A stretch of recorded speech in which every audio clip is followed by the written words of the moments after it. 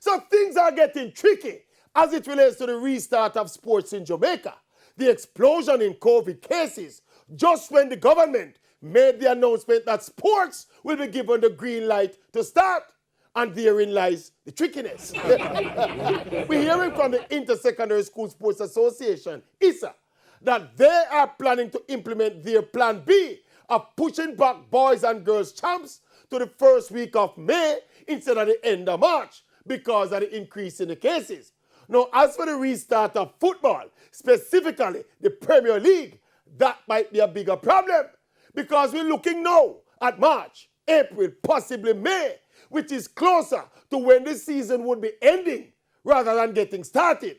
Now, how would an April or May start of the league fit into the general football calendar going into the start of next season? And look, make we call a spade with the incessant but understandable delays in the start of the football season. Things are starting to look more and more like a scrapping of the Premier League season and the start of a brand new season in the traditional September month as we all continue to function in this fluid, very fluid situation.